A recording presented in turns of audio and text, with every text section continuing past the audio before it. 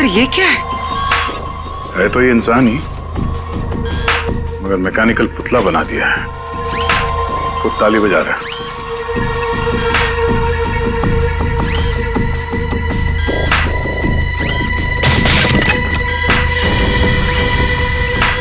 निखिल, नजर रखो इस पे, हम लोग देखते हैं।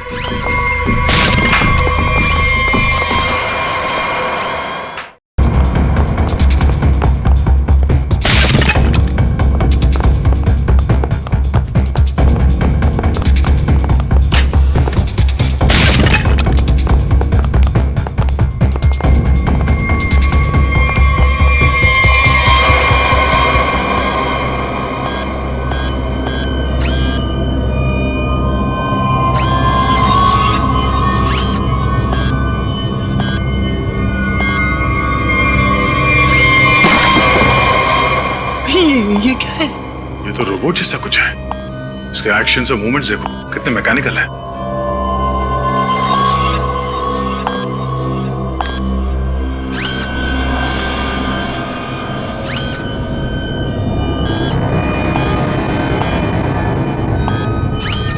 सर ये यहाँ आए कैसे और इन्हें रोकेंगे कैसे? अब इसे तो टेक्निकली ही रोका जा सकता है। ये क्या है? पूरी नजर रखना इसमें।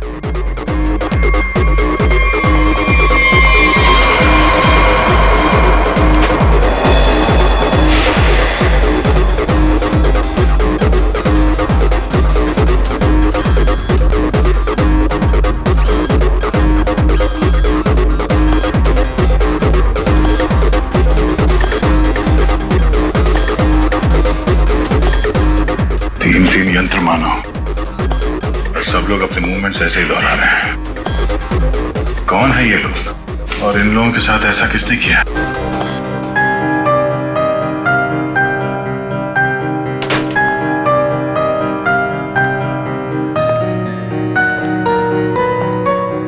बलवंत,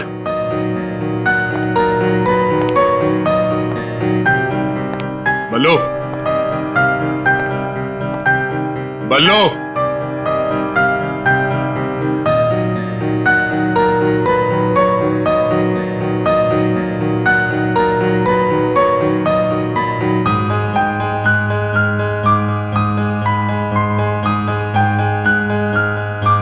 बात नहीं करनी।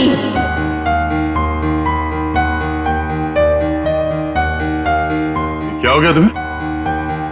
और तुम ये लड़की की आवाज में बात क्यों कर रहे हो? और ये तुम्हारे कपड़ों पे ये खून कैसे? हाँ? बल्लू इधर देखो, मैं तुमसे कुछ बात कर रहा हूं, मेरी तरफ देखो।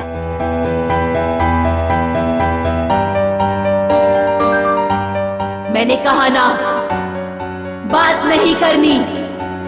पियानो बजाते वक्त मैं किसी से बात नहीं करती। मुझे गुस्सा आता है और फिर मैं सबको मार देती हूँ, मार देती हूँ।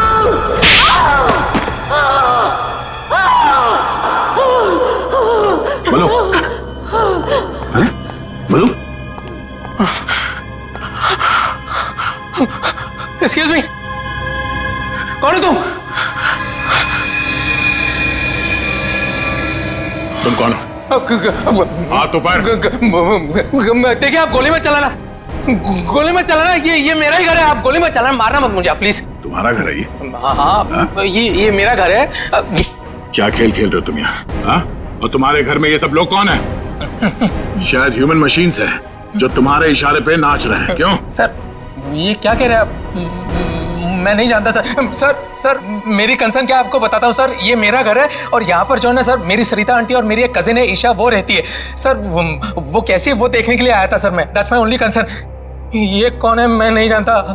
आप कौन? सीआईडी। सीआईडी? मेरा नाम आकाश है।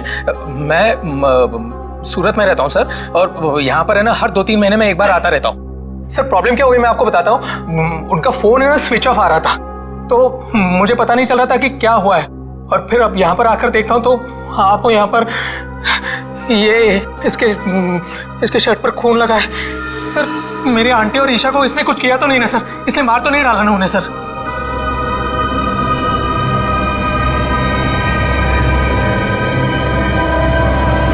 बल्लू, बल्लू तुम सुन रहे हो? मैं तुमसे बात कर रहा हूं। हाँ, अब मुझसे कुछ पूछ रहे हैं? हाँ। क्या हुआ? बल्लू, हमें बताओ, तुम गूंज महल गए थे ना, तब तुम्हारे साथ क्या हुआ? क्या हुआ तुम्हारे साथ? कुछ महल।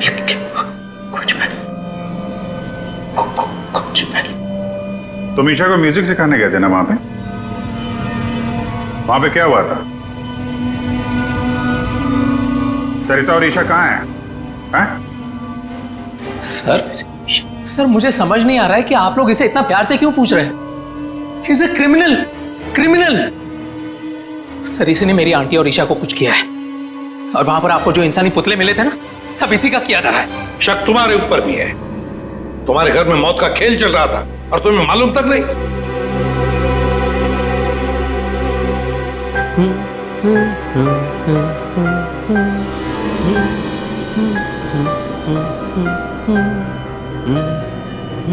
सचिन, वो फोटोग्राफ दिखाओ।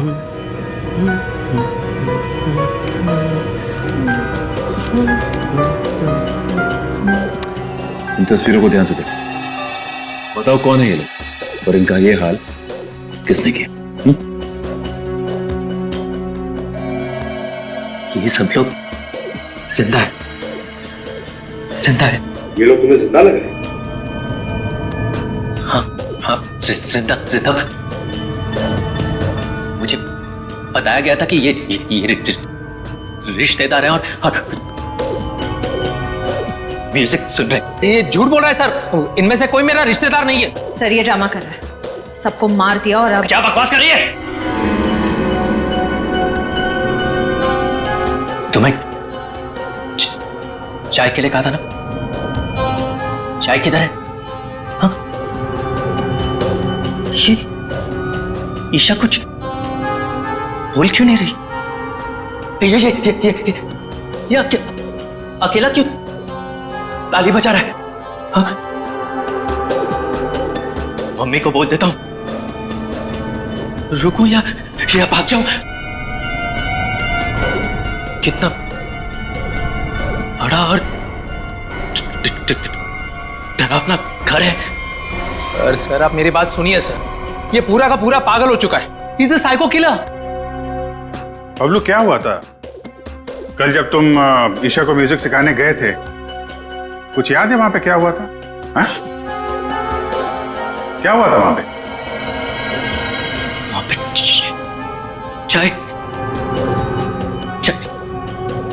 चाय पिलाई थी उसने। हाँ बराबर। चाय। तो फिर ईशा कहाँ गई?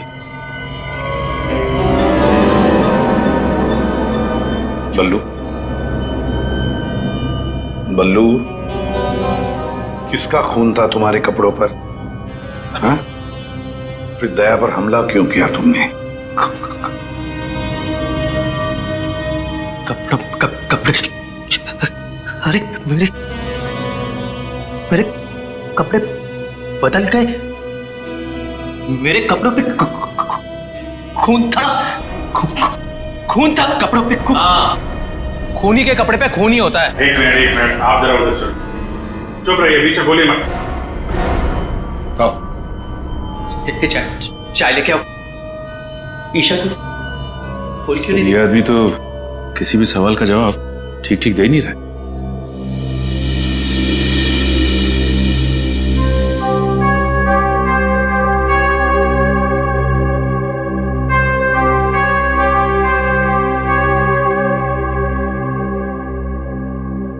अभिजीत, इस बल्लू की मेडिकल जांच करवाते हैं, पता तो चले ड्रामा कर रहा है या वाकई इसके दिमाग के साथ कोई प्रॉब्लम है।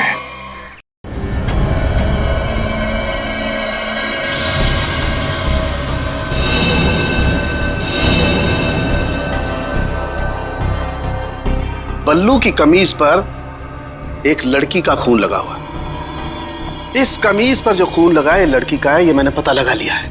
ये रही उसकी डीएनए रिपोर्ट। अब मैं आपसे सिर्फ ये जानना चाहता हूं कि ये जो लड़की मरी है ये कौन है और इसे किसने मारा? इसे आपने मारा है? नहीं? या फिर इसे आपने मारा? नहीं? या फिर इसे तुमने मारा?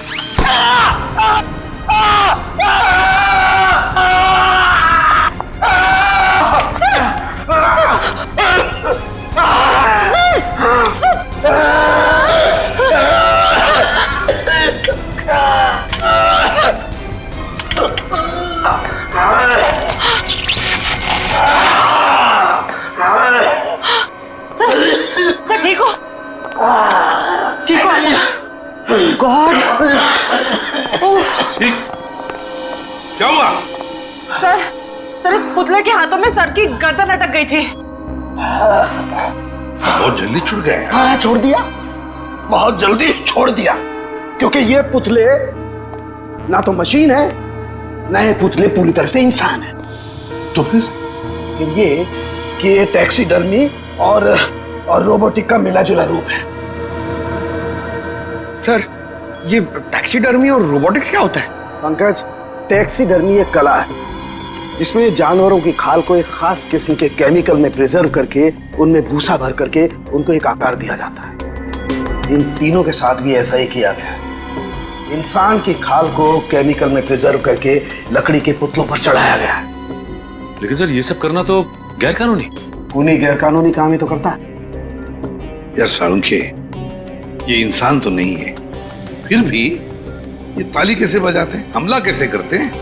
इन तीनों के दिमाग में एक मशीन फिट कर दी गई है। इसका कंट्रोल खूनी के हाथ में है और खूनी ने उस मशीन के जरिए इनके चारों तरफ एक खास घेरा निश्चित कर दिया है। कोई भी इंसान उस घेरे के अंदर आकर के कोई मूवमेंट करता है, ये चालू हो जाते हैं, अपना काम करने लगते हैं। एक्टिव हम लोग भी तो आसपास घूम रहे हैं डॉक्टर साहब। नहीं, इन तीनों की मशीन को मैंने डीएक्टिवेट कर दिया था। वहां उस पीछे वाले में कुछ गलती रह गई। अब बॉस, और ये एक्टिविटी इनकी मेमोरी में पहले से फिट है। और इतना ही नहीं बॉस, इनके अंदर और भी बहुत कुछ है। आओ दिखाता हूं। ये देखो, लकड़ी का बुरादा, कॉटन और उसके ऊपर इंसान की चमड़ी। बनाने वाले ने तो बना दिया बॉस, लेकिन वो भूल गया कि इंसान की चमड़ी में और जानवर की चमड़ी में एक खास फर्क होता है। इंसान की चमड़ी जानवर जैसी मोटी नहीं होती है, इसीलिए उसे कितना भी केमिकली ट्रीट कर लो, कितना भी केमिकल में डाल लो, वो इंसान की चमड़ी जैसी नहीं रह सकती है। इसीलिए इनकी चमड़ी जो है जगह जगह से सिली हुई। फिर भी टिक नहीं रही है। और दूसरी बात, ये सारी चमड़ियां ज्यादा पुरानी नहीं है, बस कुछ ही दिन पहले इन्हें मारकर निकाला गया है। पर उस घर का तो कोना कोना छान मारा गया था। एक भी ऐसी लाश नहीं मिली जिसकी खाल उधेड़ दी गई हो। वो कहीं और बनाता है ये ह्यूमनॉइड, अपने घर पर नहीं। तीनों की कोई मिसिंग रिपोर्ट नहीं है, कोई आईडी वगैरह नहीं मिली। है कौन ये लोग? तारिका जी, ये जो कपड़े पहने थे इन लोगों ने, उनसे कुछ पता चला आपको? कुछ खास नहीं, तीनों के कपड़े से बस एक लेबल मिला है, किसी टीएल टेलर का लेबल है। TL Taylor?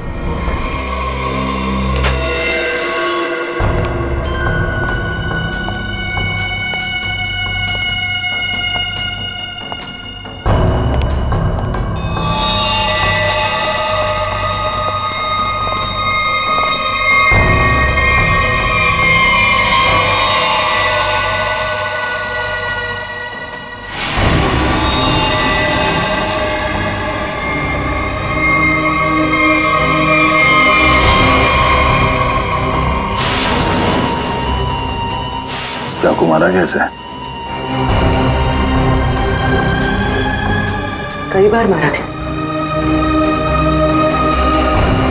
सर, बल्लू के कपड़े पे जो खून के छिटे थे कहीं इस लड़की के तो नहीं? ये तो बल्लू ही बताएगा। मुंजी, असली बात यह है कि गूंज महल में से एक लाश मिली हमें, एक लड़की की लाश। ये है वो लड़की। क्या आप जानते हैं इसे? किन्नी है ये, मेरे बेटे की दोस्त। ये मर गई क्या? तो ये बल्लू उस लड़की को जानता था सर? और मोहन जी, बल्लू के कपड़ों पर गिनी का खून है। मोहन जी, आप प्लीज थोड़ा वेट करिए, हम आपको बुलाते हैं। एसीपी सर, मैंने बल्लू की सारी रिपोर्ट्स पढ़ ली हैं। डॉक्टर सालुंखे से भी बात हुई मेरी। बलवंत के खून में ऐसे ड्रग्स हैं जिससे इंसान सच और झूठ के सपने के अंतर को नहीं समझ पाता। उसे उस वक्त जो कहा जाए उसे वही सच लगता है। तो क्या डॉक्टर साहब, ये बलवंत ड्रग के इन्फ्लुएंस में किसी को मार भी सकता है? जी, ऐसा हो भी सकता है और नहीं भी। हमने बलवंत को कुछ मेडिसिन दी हैं। आधी बेहोशी की हालत में हम बलवंत के दिमाग के माध्यम से वापस गूंज महल जाएंगे। क्या तुम मुझे सुन पा रहे हो बल्लू? हाँ। गुड। अब एक काम करो, अपनी आंखें बंद करो और ठीक उसी तरह वापस गूंज महल जाओ जैसे तुम पहली बार गए थे। बोलो ईशा, क्यों बुलाया? वो मेरे पास एक नौकरी है तुम्हारे लिए, करोगे? नौकरी? हाँ, तुम म्यूजिशियन हो ना, पियानो बजाते हो, मैं जानती हूँ। मैं तुम्हें 50,000 रुपए दूंगी। 50,000? हाँ, अब तुम यहाँ बैठो, कहीं जाना मत, मैं तुम्हारे लिए चाय बना के लाती हूँ, ठीक है? यही बैठना। चाय नहीं चाहिए ईशा, सुनो। ये 50,000 की नौकरी कर लूं? कर लेता हूं, पैसे अच्छे हैं, उससे माँ का इलाज भी हो जाएगा। लेकिन ये ईशा मुझे कुछ बताने वाली थी उस दिन, कुछ बोल नहीं रही।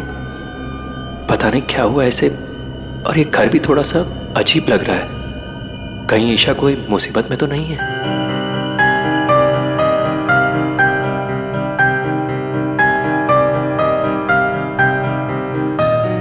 शायद यही ईशा की आंटी है, सरिता जी।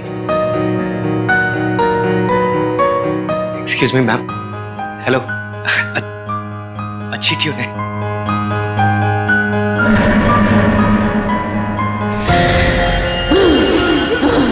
नहीं छोड़ूंगी। छोड़ो। किसी को नहीं छोड़ूंगी। छोड़ो। अरे क्या कर रहे हो? नहीं छोड़ूंगी। संभालो उसे, मार डालेगा वो डॉक्टर को। नहीं छोड़ूंगी। संभालिए आप इसे। नहीं छोड़ूंगी। बैठो। बल्लू, ये लड़की की आवाज में क्यों? छोड़ो मुझे। छोड़ो मुझे। डॉक्टर साहब, नहीं छोड़ूंगी। पकड़िए आप इसे। किसी को नहीं छोड़ूंगी।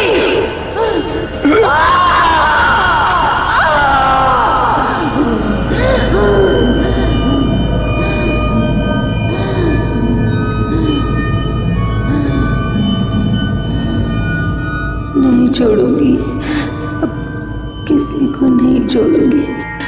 पुतला बना दिया, परेशान कर दूंगी। बची हुई बॉडीज मछलियों को खिला दूंगी।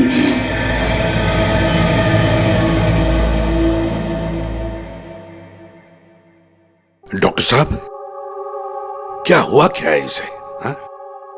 ये इसे अचानक से औरत की आवाज में क्यों बात करता है? जब तक बल्लू पियानो तक नहीं पहुंचा था तब तक ये ठीक था, लेकिन जैसे ही इसके दिमाग में पियानो की आवाज सुनाई दी, ये कोई और बन गया। आपके कहने का मतलब है कि पियानो की आवाज सुनते ही ये बल्लू अपने आप को खूनी औरत समझने लगता है। मतलब ये किसी के वश में है, किसी ने हिप्नोटाइज किया है इसे। क्या लगता है आपको डॉक्टर साहब? हाँ, ये टेलर्स का पता चल गया सर, जिसने तीनों मानव मशीन के लिए कपड़े बनाए थे सर। अच्छा, टीएल टेलर्स।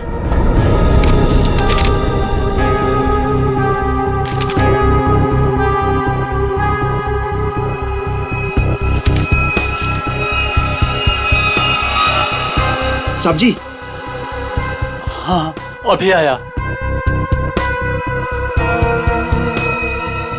देखिए सर, ये ऑर्डर एलपी प्रोडक्शन का है। 19 दिसंबर 2015 को कपड़ा दिया था और 1 जनवरी 2016 को 5 कॉस्ट्यूम और नाप भी है और ऑर्डर देने वाली का नाम भी है, रॉबी का, और फोन नंबर भी है सर। 91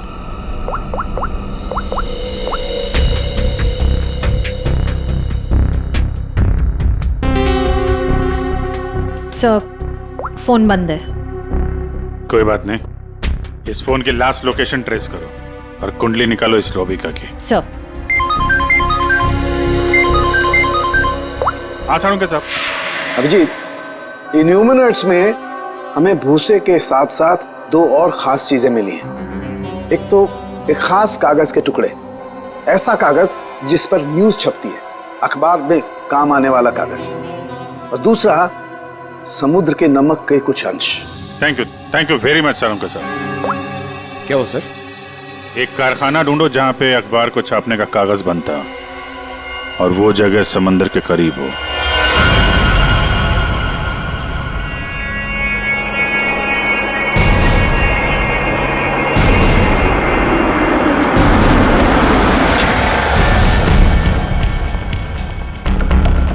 समंदर के किनारे पेपर मिल, और वो भी बंद पड़ी हुई।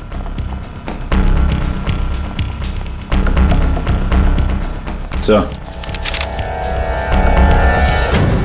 यहाँ पे ये पेपर और ये पेड़ की छाल और वहां पर कपड़े, यहाँ तो वो हर वो चीज मौजूद है जो मानव मशीन के अंदर भरी गई है।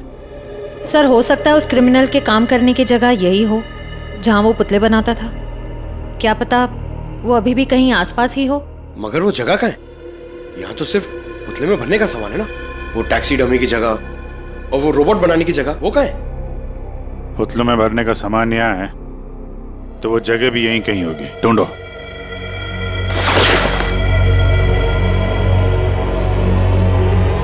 सर!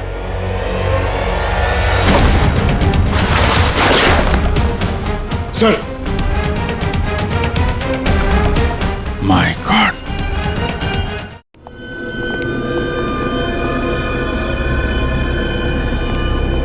तो ये वो जगह है जहां पे ह्यूमन मशीन बनाई जा रही है।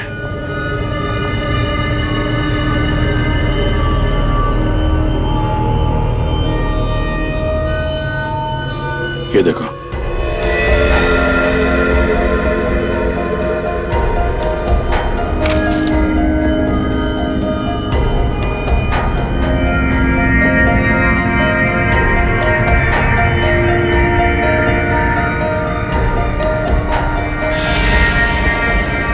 पूरा मैकेनिज्म है यहाँ पे।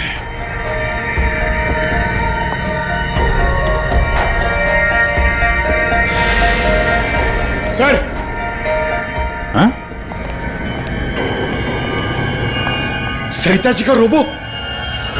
Oh no.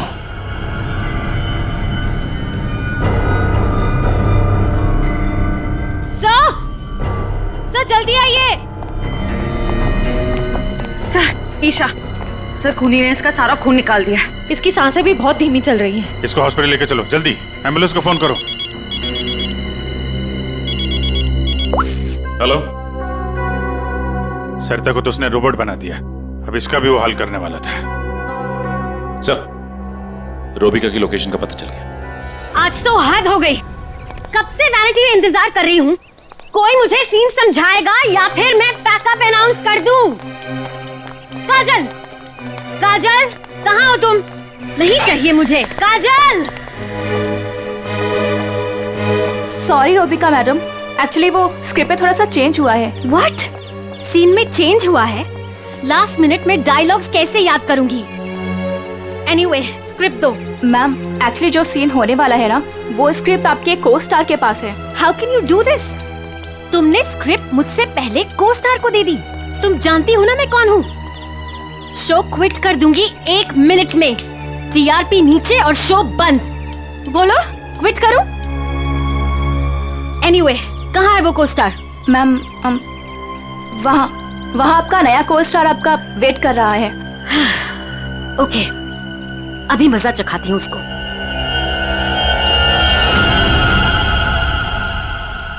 हेलो,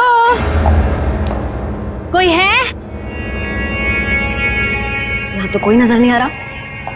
हेलो, कोई है यहाँ पर? Hello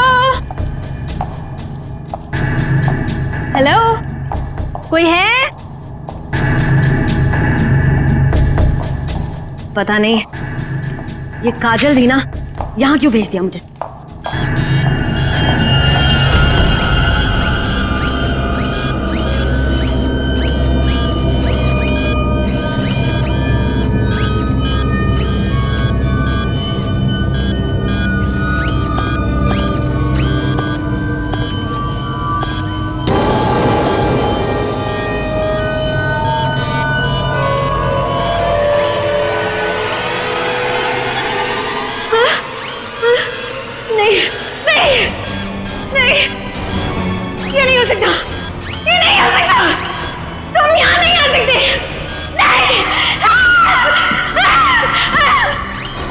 hello miss Rubika.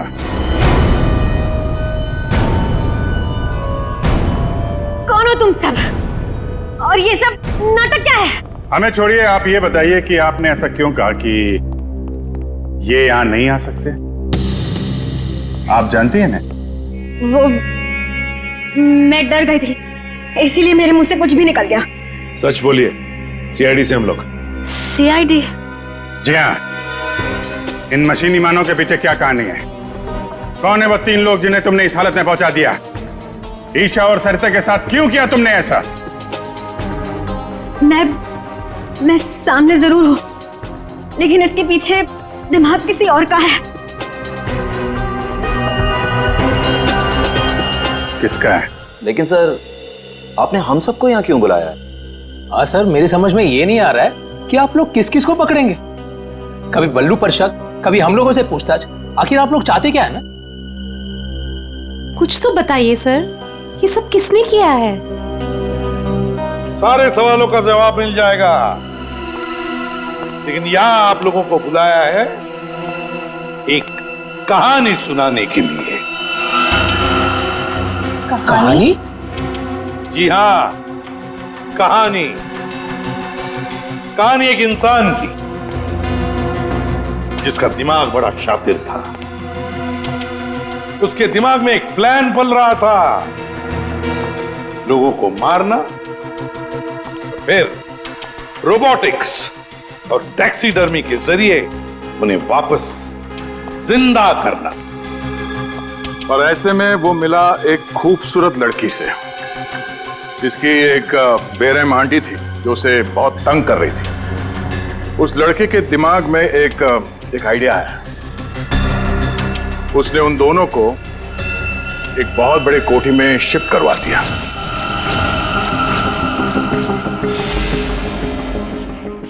Thank you so much. और फिर उस लड़के ने उस सुंदर सी लड़की को पहला झटका दे ही दिया। उसने उस लड़की की आंटी को मार डाला इसी घर में। इस तरह लड़की की आंटी बन गई इस लड़के का पहला कामयाब आविष्कार। उसके बाद में उसने कुछ लोगों को और भी अपने एक्सपेरिमेंट का निशाना बना दिया। और हैरानी की बात यह है कि वो सब उसके वो दोस्त और कलीग्स थे जो उसके साथ विदेश में काम करते थे। अब हुआ ये कि ये लड़की इस लड़के से बहुत डरने लगी और फिर उससे बचने के लिए उसने अपने और एक दोस्त की मदद मांगी। ऐसे रो मत, मैं हेल्प करूंगा तुम्हारी। तुम बताओ क्या करना है। और जब खूनी को ये बात पता चली तो बहुत भड़क गया। प्लीज मुझे मत मारो, मुझे छोड़ दो प्लीज। उसने उस लड़की को कैद कर लिया और उसके दोस्त को बेवकूफ बनाया। उसने उसे ये एहसास दिलाया कि ये सब कुछ जो हो रहा है वो उसी की वजह से हो रहा है। तो तुम जैसा बोलोगे मैं वैसा करूंगी, प्लीज मुझे जाने दो। और उस बेचारी लड़की ने अपने मददगार दोस्त के चाय में ड्रग मिलाकर उसे हिप्नोटाइज करना शुरू कर दिया। मैं जैसा बोलूंगी तुम वैसा ही करोगे, मेरी हर बात मानोगे तुम, है ना? दिलचस्प कहानी। सर ये कहानी तो इस घर की और बल्लू की है। हाँ, सरिता, ईशा और उस खूनी की कहानी है ये। लेकिन सर वो खूनी कौन है? वही तो, खूनी कौन है कौन खूनी?